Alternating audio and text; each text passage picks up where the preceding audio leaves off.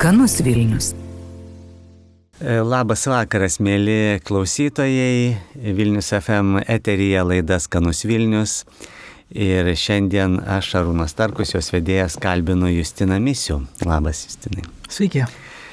Kuris yra šefas ir restorano 14 Horses ir vadovas, kaip jis sako, dėlioja viską ir žmonės, ir pinigus, ir sėkmę. Tai mes dėl to ir pakalbėsim šį kartą, kadangi šefas eteryje kalbėsim apie maistą daugiausia. Ir tiesiog tu Vilnietis esi ar atvykėlis? Aš iš Pietinio, tai iš Šiaulių.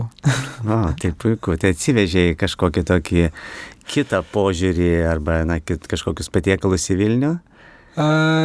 Kad atskirai Šiauliuose gal nėra tų tokių patiekalų, kažkokių tradicinių, bet gal tiesiog tokį kovotojo požiūrį į Šiaulių atsivežiau. Gerai, puiku, nes mes čia laikom save tokiu katilu. Vilnius visą laiką norėjo būti multikultūriniu, multitautiniu katilu, bet realiai tai įdomi dalis ir ta lietuviškų įvairiausių virtuvių įtakos. Tikriausiai retai apie tai yra pakalbama, bet mes grįšim prie to, nes Justinas yra lietuviškos virtuvės fanas. Bet pradėkim nuo desertų. Čia geriausia visada pradėti nuo deserto. Nuotaika pakelia. Tik ką tu dalyvavai su savo komanda vyno ir deserto derinių čempionate. Tai labai puikus desertas, jūs užėmėt 5 vietą. Tikrai tai prilygsta pergaliai tokio lygio varžybose. Gal gali papasakot, kaip gimsta desertai, kaip teko pasiruošti tokioms varžyboms? Jo, tai pirmiausia visada galvojam ar ne, kada vyks, o dažniausiai vyksta rudenį, kadangi pas mane jau visada būna rėmai tokie sezoniniai ir vietiniai, tai galvoju apie kažkokius vaisius, gal daržovės, bet šį kartą pasirinkom slyvą kaip jau ir ant jau pabaigoje tas sezonas slyvos, bet vis dar konkursui tiko. Ir tada kažkaip labai dažnai galvoju aš tiesiog apie spalvą, tai toks antras momentas, apie kurį pagalvoju, kaip atrodys spalviškai. Ir tada atsirado ir rožė tam deserte. Tai slyva ir rožė, nes šiaip rožės augina viena ūkininkė Lietuvoje ir mes iš jos dideliais gan kiekiais imam tas rožės ir darom siurpą.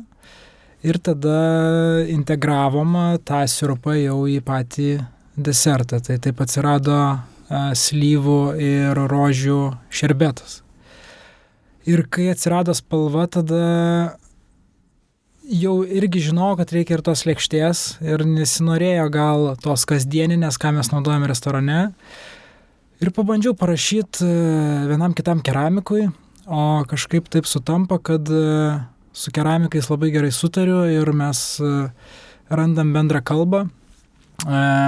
Ir prieš tai turėjau tokį projektą, kai jeigu duždavo lėkštės, tai mes tada jas restauruodavom su kintsugi technika.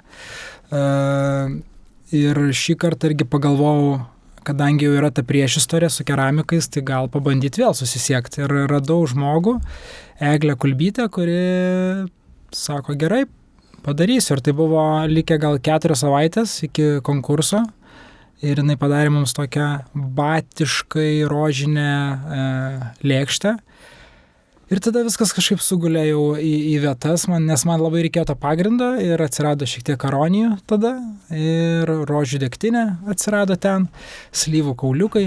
Tai principe pats desertas jisai vadintus, jeigu klasiškai, tai būtų šarlotė, o šarlotė tai tie damų piršteliai arba lady fingeriai, sakant angliškai, kurie šiaip eina dažniausiai į tiramisu. Tai mes iš tų damų pirštelių ant jų ir pastatėm tą desertą, tai buvo slyvų kauliukų putėsiai su rožių degtinė, šviežios slyvos maceruotos vyšnių likeryje ir tada turim šerbetą su slyvom ir rožėm. bei šiek tiek tokio kisieliaus, kas buvo visai gera lietuviška nata. Ja, iš ties buvo labai skanus desertas, labai stebinančiai kvapnus. Ir tiesą pasakius, tas rožės užuodus pajutus burnoje tiesiog atrodo parfumuotas vanduo. Tai Bulgarija man kilo reiškias tokius prisiminimus, nes tikrai ten jie visais kampais tas rožės apžaidžia, bet rožės aplamai tau kaip ar tai labai lietuviškas dalykas? Ar tu balsuotum, kad tai yra lietuviškas desertas, staiga užuodęs labai daug rožės kvapo? Jeigu nežinočiau gal priešistorės kaip sukurta, bet dabar vėl tas lietuviškas produktas, tai jau man esmė, kad jis būtų užaugintas Lietuvoje. Vis tiek bus kažkiek invazinės. Ta pati aronija, kaip ir amerikietiška. Tai daug, šiaip nemažai tikrai dalykų yra, kuriuos traktuojam kaip lietuviškus, bet jie atsiradė irgi ne natūraliausių būdų. Tiesiog jie buvo užveisti ir jiem tiko šitos sąlygos. Tai nežinau, dėl rožių gal ir nebūtų taip iškart, kad lietuviškas, bet kadangi viskas sezone ir vietoj užauginta, tai... Bet čia, tai kaip aš išgirdau iš tavęs, kaip tas desertas gimė, tai aš tiesiog bandau palyginti, kaip daugelio atveju žmonės daro valgyti. Mes laikomės tam tikros tvarkos. Yra receptas, yra proporcijos, mes pradedam daryti valgyti, atsivertę tą knygą ar ten kažkokį YouTube'ą ir baigiam, kai iškepa arba ištraukiam. O čia atrodo, kad tas desertas užaugo tokiu būdu ir atrodo, kaip tas tavo kaip šefo gyvenimas tai nėra receptų kartojimas, jisai kažkaip kitaip, tu matai pasaulį, kaip kažkokios evoliucijos dalį, taip? Jo, vis tiek, kai kuri darai naują patiekalą, tai nori nesikartoti, nes nori truputį ir paaugti. Tai labai vengia kažkokių detalių, kurias esi daręs. Tai taip ir atsiranda kažkoks ar ne kauliukų kremas, kur su kauliukais gal nesidirbęs ir tu nežinai, kiek laiko juos laikyti grietinėlėje, kad nebūtų per stiprus tas skonis, tai žaidi kol pataikai. Ar kaip tuos damų pirštelius iškept, kad jie būtų purus, bet tikriausiai buvo didžiausias iššūkis, kad jie būtų pakankamai sudrėkę, jie nebūtų per sausi. Tai visus tos dalykus vis tiek reikėjo bandytis ne vieną kartą, kol ir formą išgavom, ir tekstūrą, ir skonį. Įdomu, kad jūs tai derinote su austrišku ledo vynu ir praėjus kuriam laikui, net išaiškėjo, kad ir kitas restoranas iš Senatorių pasažų lygiai tą patį vyną pasirinko, bet nei vienas restoranas nežinojo, kad jums patinka toks pat vynas, taip? Kadangi mes turim ar ne vieną pagrindinį someljė, ar ne, Simonas, kuris parūpina ne vienai vietai vyną, tiek 1918, tiek 14 Horses ar Taurių barui, bet mes kai pradėjom ragaut, Simonas susinešė gal 7-8 vynus, ir mes paragavom ir tada jis nukeliavo ragauti jau deserto irgi į 1918 ir sako, kad nesusidubliuotume, reikia pažiūrėti. Bet galiausiai kažkaip gavosi, kad o desertai visiškai skirtingi skoniškai, nes buvo paprikos ar ne, šokoladas pas mūsų kolegos, o pas mus rožės ir slyvos, tai atrodo tokie skirtingi gan ingredientai, tačiau vynas suderėjo abiejais atvejais. Ja, šiaip įdomu, manau, mums čia reikėtų paplėtoti biškį tą lietuviškumo temą tiesiog filosofiškai, nes taip, jūsų visas tas restoranų blokas, jisai remiasi ir savo užaugintais produktais ir labai tą vietinę virtuvę akcentuoja ir staiga 1918 su paprikos desertu, jūs su rožių desertu. Tai suprantama, kad visą tai auginama Lietuvoje ir tavo tas pojūtis nėra toksai, kad mes tampam šiek tiek labiau pietietišką šalimi ir kai kurie produktai iš viso gali net išnykti. Jo, dėl išnykimo nežinau, bet kad vis daugiau atsiranda, tai faktas. Ir patys dabar naudojam irgi ir čili, nes tiek jalapenai, tiek čili paprikos auga pas mus fermai prie Ukmergės. Ir mes darom tokius dalykus kaip eglių šakelių košo, kas jau ne tik atrodo jalapenas kaip ir gal skambėtų kaip Pietų Amerika, o košo kaip ir būtų kondimentas iš Japonijos. Ir čia viskas atsiranda Lietuvoje, nes tu gali padaryti su svarainiu ir čili arba su jalapenu ir eglių šakelių kažkokią atitikmenį, tokio kondimento, kas šiaip būtų azijietiška. Jo, šiaip įspūdinga, klausantis ir numatant, kas vyksta šiuo metu virtuvėse nedaugelį, bet tikrai keliose pažangiausiose vietose, tai mes tikrai tampam tokiais globaliais žaidėjais, kurie gyvenam likti ir be sezonų, ir be ribų. Kontinentai yra susivienyje Lietuvoje. Jo, bet sezonai egzistuoja ir dabar jau kažką daugiau gauti negu bulvė ar morka vis sudėtingėja. Tai jau vis tiek šala, bala ir vėl lauksim pavasario. Tai jau ką išsisaugojom, tą išsisaugojom. Tai... Gerai. Puiku, tai mūsų pokalbis su Justinu Misiumi mes šiek tiek pertraukėme, nedidelę muzikinę pauzę ir sugrįšime.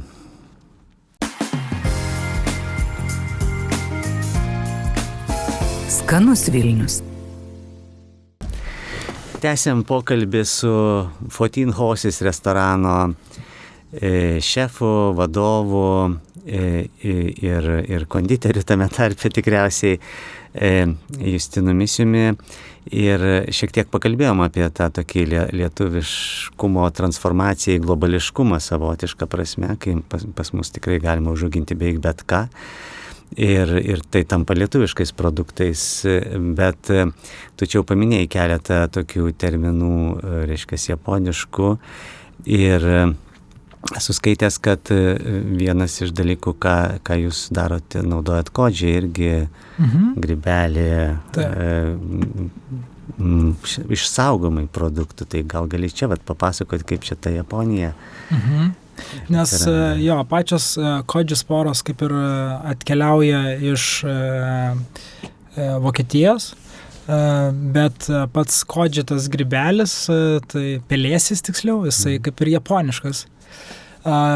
Bet esmė, kad jį galima auginti kaip ir sporom, reikia kažkokio substrato, tai šiaip tradiciškai būtų ryžis, bet mes ant perlinių kruopų. Ir kodžis ką padaro, jis suvalgo tą krakmalą ir paverčia jį cukrum.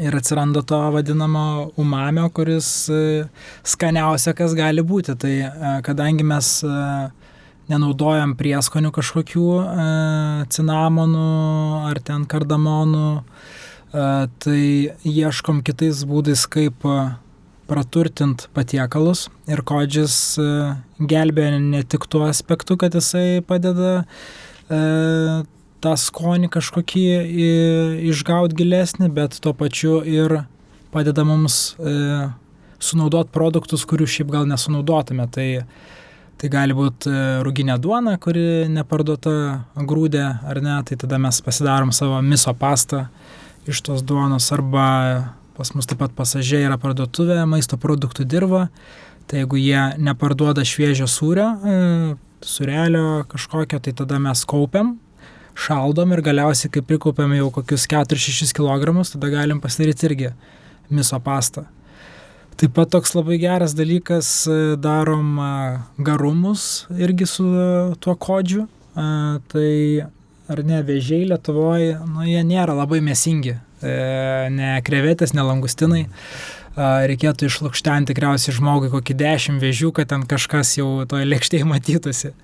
Tai mes tiesiog pasiemam visus vėžius, juos sumalam, nes turim tokią galingą mėsmalę, ir sumaišom su tom sporom, su to kodžiu, ir tada pasidarom tokį kaip fish sosą, žuvies padažą, kur irgi galima paskaninti patiekalus. Tai šiaip nemažai mes su kodžiu dirbam, ar soją darom, ar garumą, ar miso pastas, tai jisai praverčia. Dabar sekantis dirbsim su daržovėm, bandysim padaryti saliamį iš morkos arba burokėlio.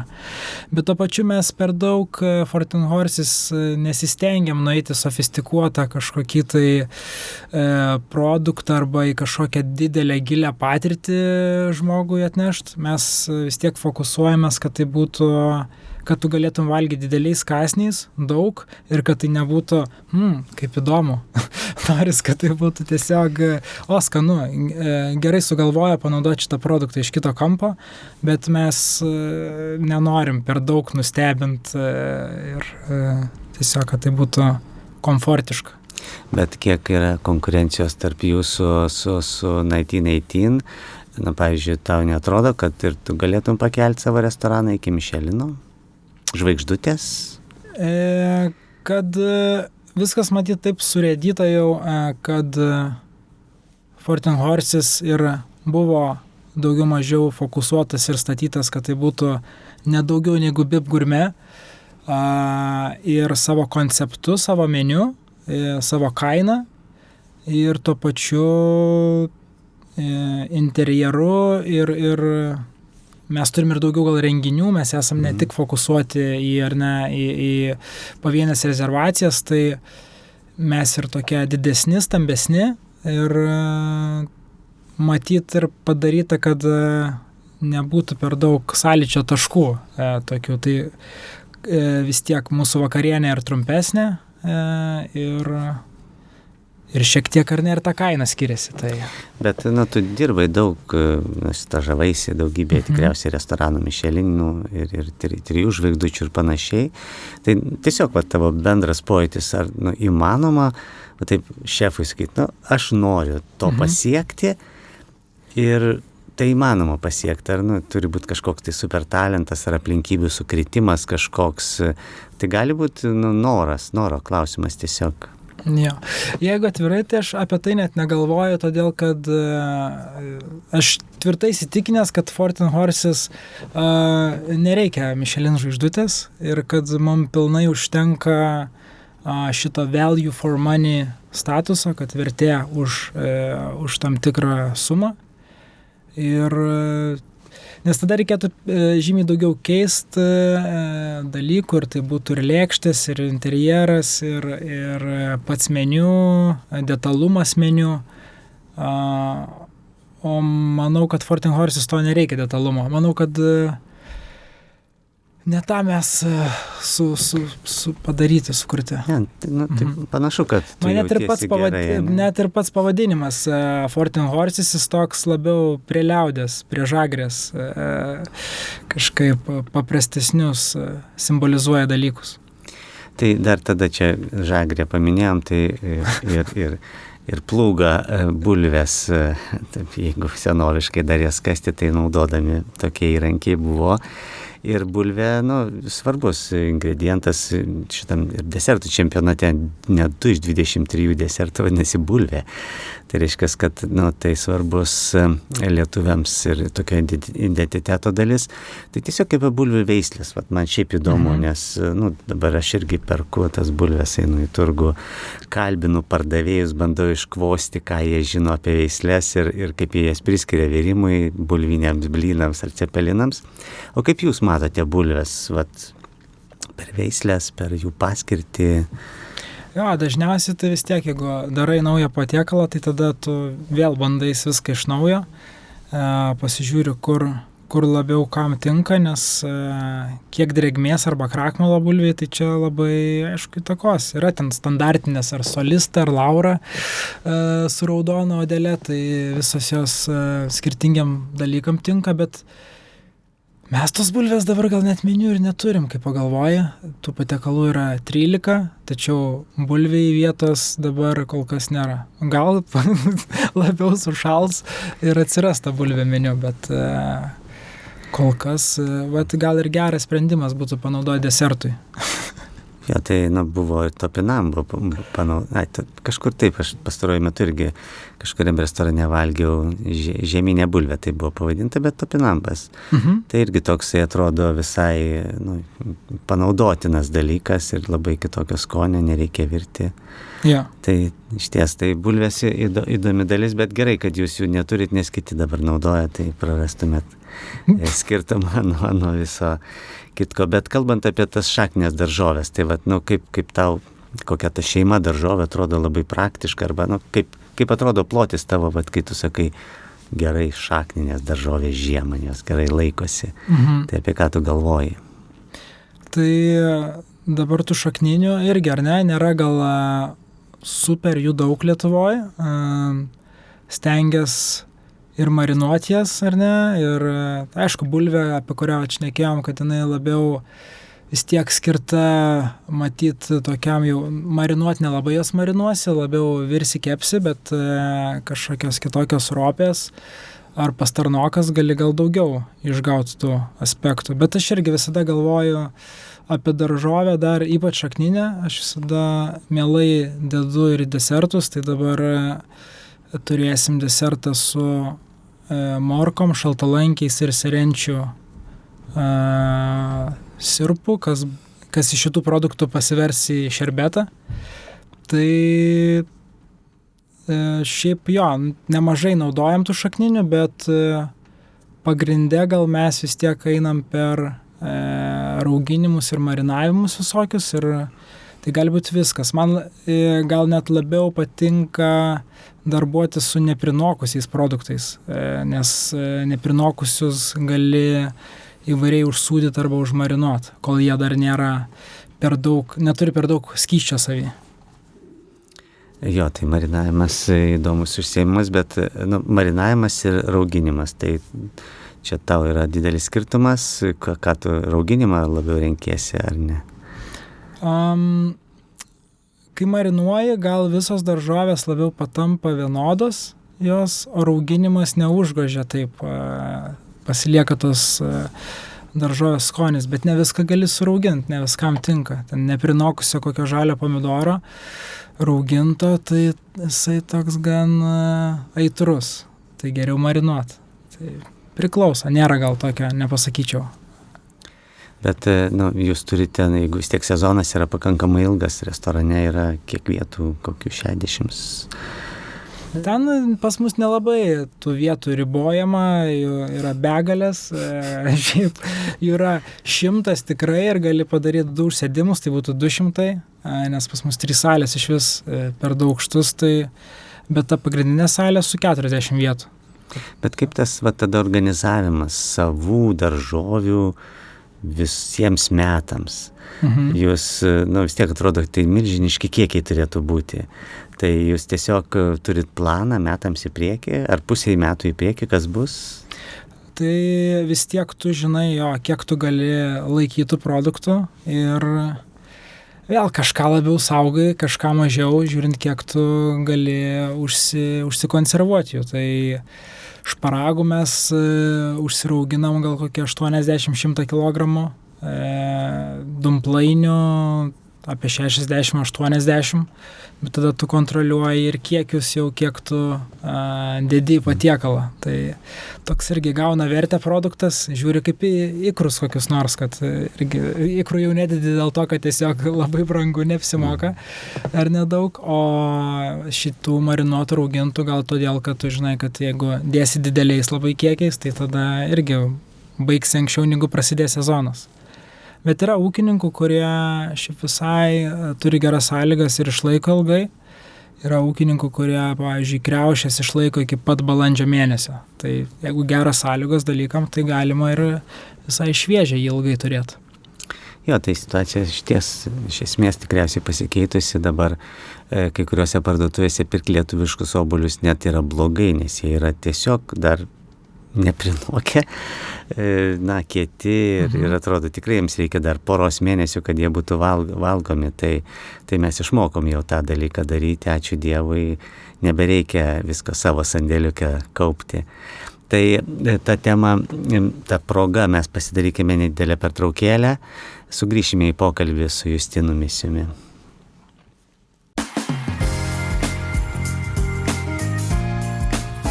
Skanus Vilnius. Esame mūsų pokalbį su Justinu Misiumi, 14 Horses restorano šefu.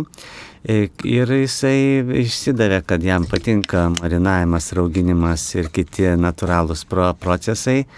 Ir pakalbėkime apie šiaip daugiau tos valgomosios gamtos. Tai čia paprasta, daržovės ir vaisiai, jie natūraliai suvokiame, kad yra valgomi. Kiek išeini tu į mišką, į pievas ir ten bandai išsimaitinti ar išmaitinti restoraną?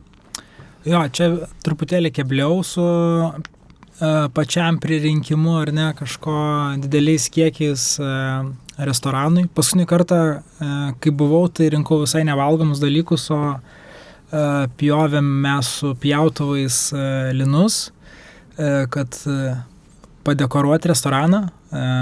Dabar viskas progrese, tai nupurškinėjama tokiais, bus auksiniai linai su surūdijusiais atspalviais plokščių, tai laukiu, kada atsinaujinsim savo interjerą. Šiaip visada renku pats šeivamedžio žiedus, nes tas procesas toks nėra per ilgas.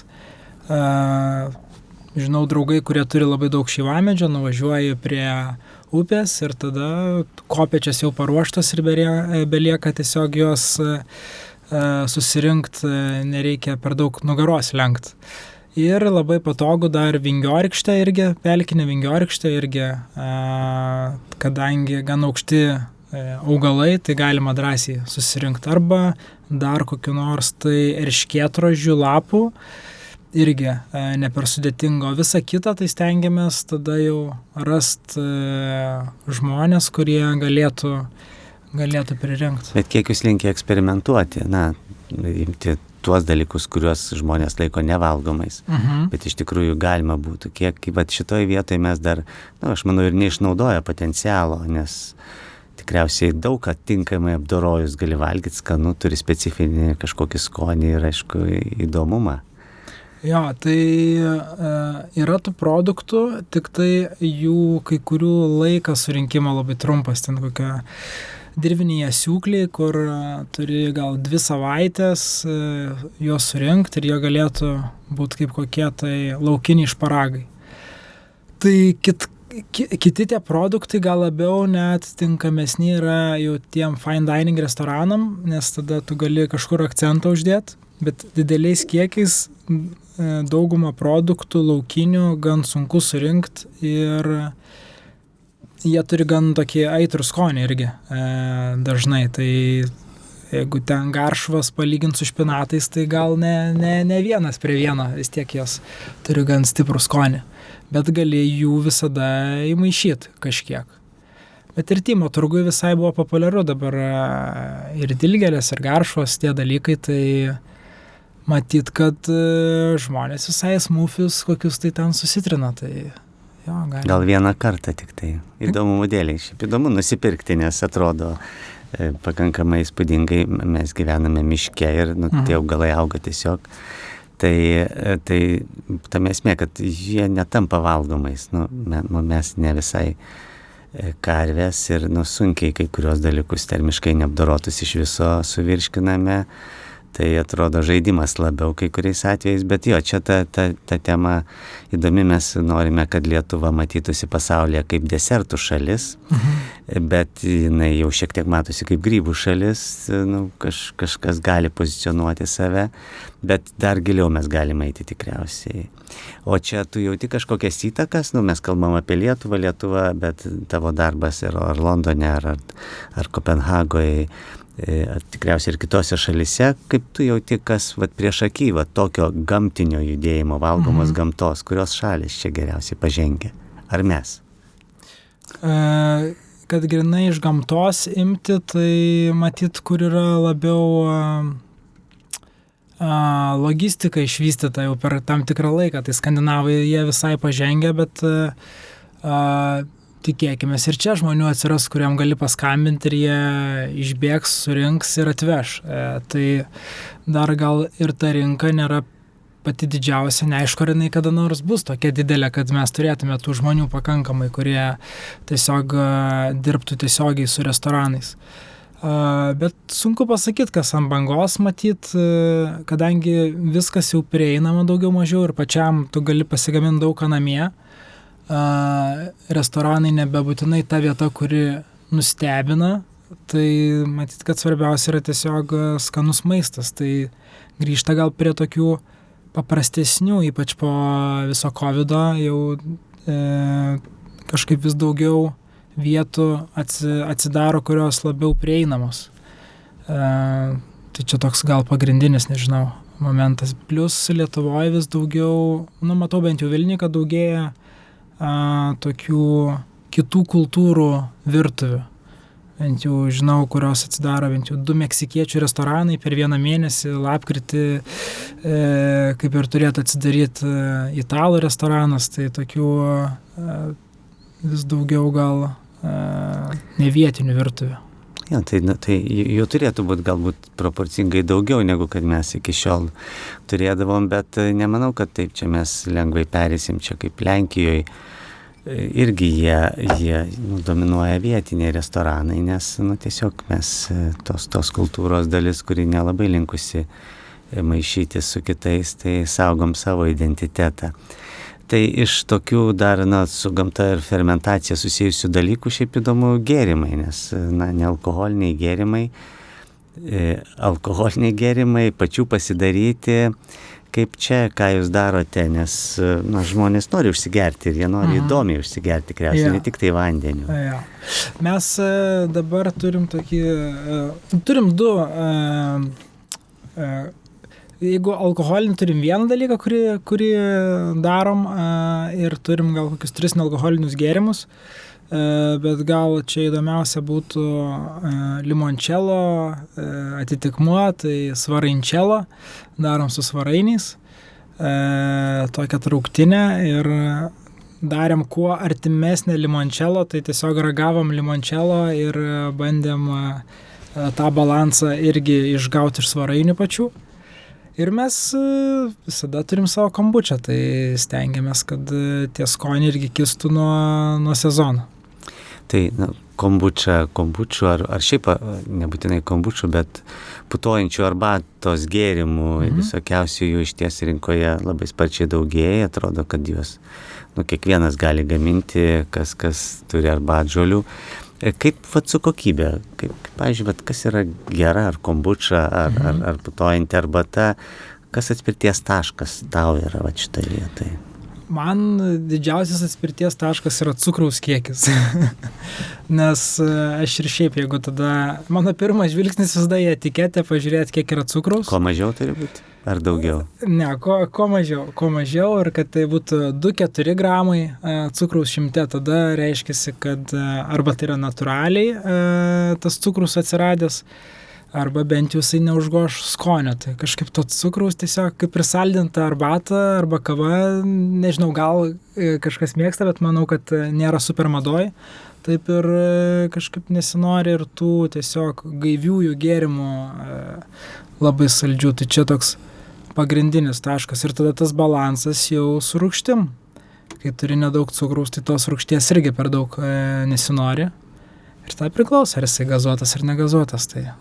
Bet, patys sudedamosios dalys, kiek čia jos gali turėti reikšmės. Atrodo, taip, kuo geresnė žaliava, tuo geresnis produktas gautis, bet ypač su kombuča, kur mes dedam arbatžolės, kurios ten perdirbtos gaunasi tų mikroorganizmų. Čia, kaip čia tas valdymas, ar verta investuoti labai gerą arbatą tam, kad pagaminti gerą kombučą? Tai svarbiausia tą pačią grybo bazę gal laikyti geroj arbatoj, kuri turi tikrai pakankamai kofeino. O mes tik tai tam viešbutį to skobio, tos kombučios laikom patį tą grybą arbatoj, bet kai darom kombučią, tai mes darom ją kažkokiam arba saldžioji arbatoj, arba, bet jau bus jinai lietuviška, arba tiesiog sirupė. Kokiam nors gali būti rabarbarų sirupas, kuris nėra per saldus, irgi mes vis tiek matuojam su refraktometru, kad tas kiekis cukraus būtų tinkamas. Ir jo, tai svarbiausia, kur jinai gyvena, kur tu ją perkeli po to, tai mes visą vieną grybą laikom to jau geroj terpiai. Aišku, kad arbata kuo geresnė, kuo jinai natūralesnė, tuo geriau, nes čia tas gerumas tikriausiai iš natūralumo ir ateina, o jau iš ko darai kombučą, tai priklauso nuo kokio žaliavos. Bet tai dar tiesiog patikslink dėl to viešbučio tavo termino panaudoto, tai kas per sąlygos idealios, jeigu aš noriu laikyti gerai, ilgai ir būtų laimingas tas grybas, kaip turi tai atrodyti? tai tiesiog pati arbata turėtų būti gali būti visai saldoka, tarp 10-14%, pati arbata, toks saldumas, tai ant 100 gramų, kažkur tai 12 gramų cukraus, o temperatūra tai šilto kambario, toks tarp 24-26. O tai gana šilta, čia reikia specialiai kur tokias sąlygas faktiškai. Jo, aišku, kad pas mus tikriausiai namuose taip varijuoja tarp 18-22 labiau, bet jeigu yra kažkokia šiltesnė vasos vieta, tai tik į gerą. Prie radiatoriaus. Ir reikia keisti tą vandenį ir tiesiog papildyti tą sirupą. Geriausia ragauti ir vis tiek norim rūgšties, nes tada ir pačiam grybui geriau gautos rūgšties, bet stengtis, kad nenueitų gal per daug į actą, tai gali varijuoti, gali būti, kad reikia kas 2 savaitės maitint ir keisti tą arbatą, kurioje gyvena, arba gali būti, jeigu šalčiau, vėsiau, tai 18 laipsnių, kad užtruks ir kokį 4 savaitės. Nes čia kaip ir su duonos raugu, jeigu maitini ir neseki to proceso, tai gali būti, kad maitini raugą, kuris dar nespėja susiaktyvuoti ir tu tiesiog mažini aktyvumą ir ten neberaugas, tiesiog miltai ir vanduo. Taip, įdomu. Taip, nedėlė pertrauka ir grįšime į pokalbį su Justinu Misiumi. Skanus Vilnius. Pradeda mūsų paskutinę pokalbio su Justinu Misiumi, Fotin Hosis restorano šefu ir vadovų dalį ir palėtėm daugybę jo kompetencijų. Ir jis ir auginimo meistras, ir kodži grybo auginimo, pelėsio meistras, bet taipogi 4 metų tu ir vadovavai kepyklai. Ir tai čia tau toks natūralus dalykas, kepti tau patinka? Man patinka iš principo gal konditerija ir pats kepimas, nes turi svert viską ir viskas taip gan aišku, kur gal padarai klaidą, gali greičiau surast klaidą, kai viskas taip pamatuota. Tai man visada patiko, aš mėgstu saldžius dalykus, mėgstu dirbti iš principo su miltais ir visai natūraliai man gavosi atsirasti kažkaip po restorano, tarp restoranų padaryti pertrauką ir patapti kepėju, kas buvo 4 metų. Tai pakalbėkime apie baltą duoną, batono stiliaus duoną. Mes dažniausiai turime 2 tipų tokias duonas, arba tai yra batonas, arba tai yra skrudinimo duona. Ir tai tokia invazinė kažkokia truputėlį. Prancūzai turi bagetę, kai kurios gali būti iš tokių tikrai baltų miltų. Kaip va čia tau atrodo, kur mes esame, tai nėra būdinga mums, nes visi tie daiktai jie kažkokie yra tokie sovietiškai invaziniai, man atrodo. Nelietuviai taip nevalgo. Balta duona, kaip batonas. Kaip tau atrodo, ką tu pasiekei arba atradai kepykloje pas save?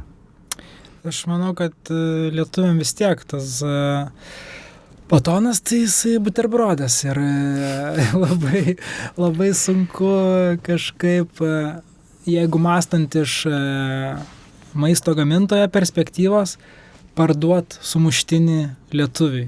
Tai jis pasilikęs yra vis šitas patiekalas namie labiau, nelabai kas drįsta su juo keliauti rinką, yra ir ne kavinės panašiai, bet tai nėra kažkoks daug pelno nešantis dalykas, gal kaip kokioje Skandinavijai, kur ten natūraliau yra duonas, sviestas ir sūris ir tada jiems labai kažkaip, įprasčiau tai valgyti arba eiti ir pirkti tokius dalykus. Tai nežinau, man atrodo, kad mano tėvam natūraliau yra valgyti sumuštinius. Tarp draugų nežinau, kiek jau tos sumuštinius mėgsta, kiek tas yra pusryčių maistas sumuštinis. O pati duona, vėl jinai tokia Nėra daug labai dar vis kepyklų, bet ir tas santykis tarp kainos gal irgi ne visiems yra prieinamas, nes šiaip raugo duona gan brangi.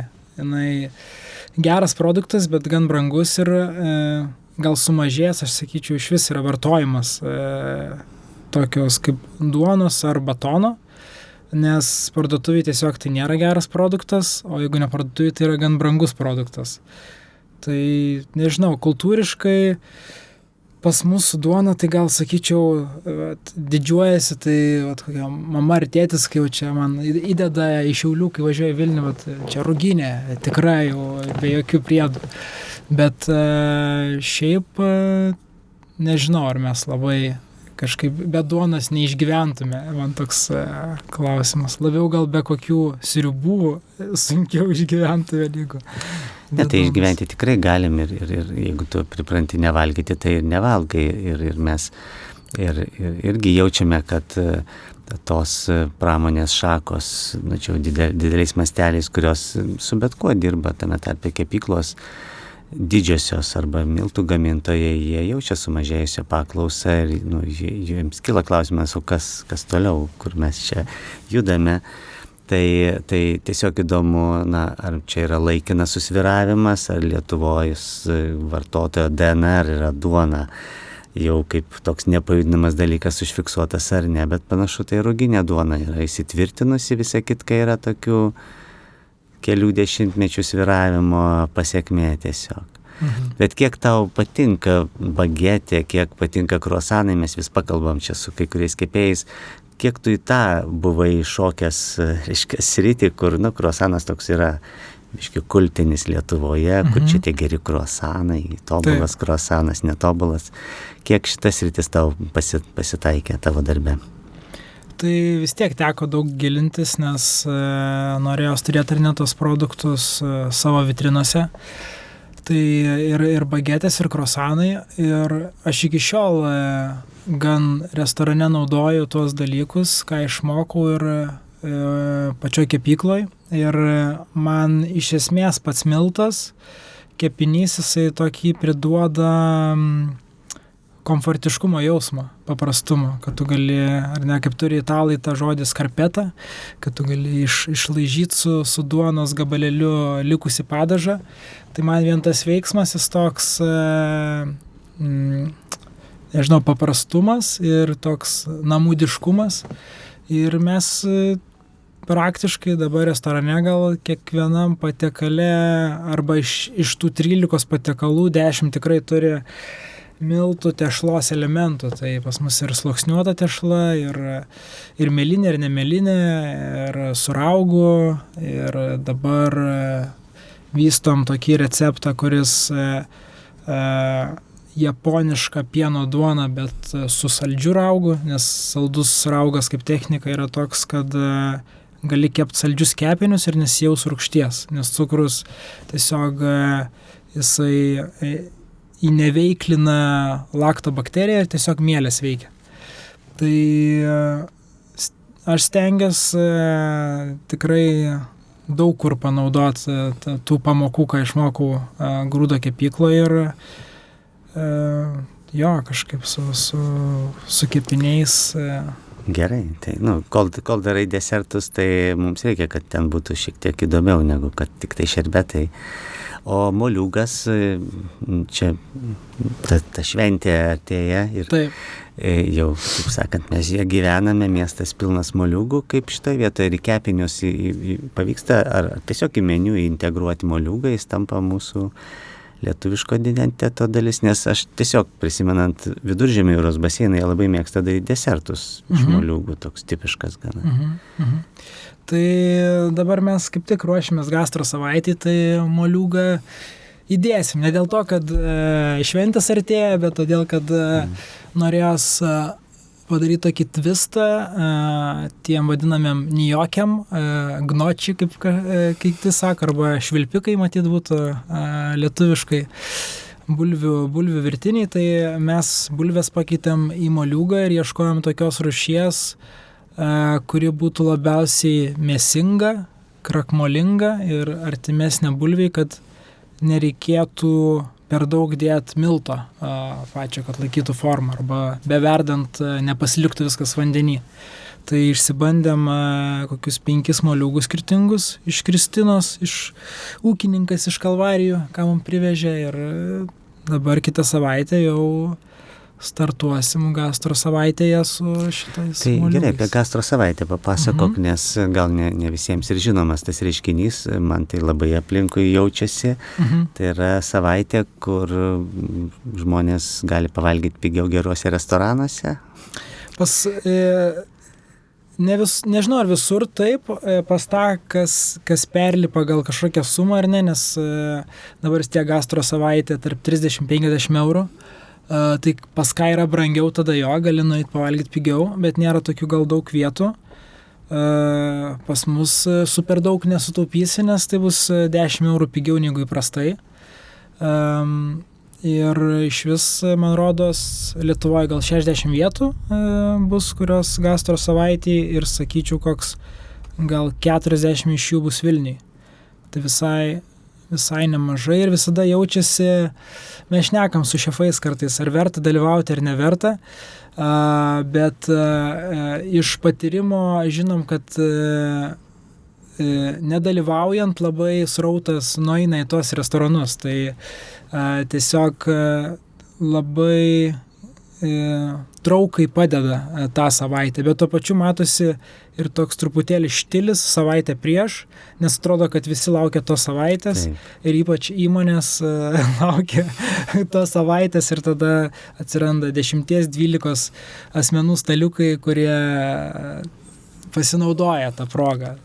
Puiku, bet šiaip visumoje tai yra kitas vartotojas, kuris ateina tos savaitės metu, ar tai yra tiesiog tie patys žmonės, kuriuos tu matai, ar tai vis dėlto pritraukia naujų kažkokių būsimųjų restoranų lankytojų? Įvairiai, kaip minėjai, gal vieni vis tiek atsižvelgia į kainą, kad ar ne, kažkiek yra pigiau. Kiti žiūri rimtai ir nori tikrai suvaikščioti per tos restoranus ir ten susirinkti, susirašyti ir vertinti juos. Tai sunku pasakyti, pas mus gal taip nesijaus stipriai kontingentas žmonių. Aš pats tai 3 kartą dalyvauju su 14 Horses, prieš tai tiesiog prieš tai buvusiose vietose mes nedalyvaudavom, tai nežinau, neturiu labai tos daug patirties. Labiausiai, kam praverčia patirtis, tai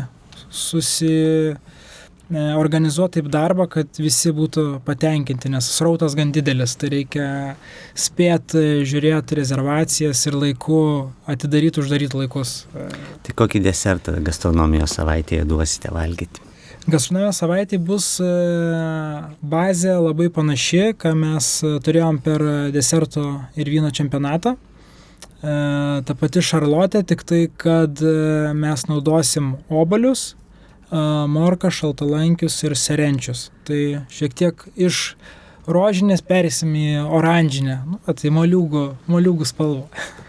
Puiku, tai tie žmonės, kurie nežinot, kas yra serenčius, tai užsukite į 14 Horses už savaitės ir pajusite lėkštėje deserto. Ačiū labai, Justinai, puikus pokalbis. Atsisveikiname su 14 Horses 14 arklių restorano šefu, kuris ir šių metų vyno deserto 9 čempionate pateko į top 5 komandas su puikia šarlotė, slyvų šarlotė, obuolių šarlotė žada ir šaltalankių per gastronomijos savaitę artėjančią. Ir kągi, gero savaitgalio ir gero lapkričio mėnesio, viso gero. Ačiū labai.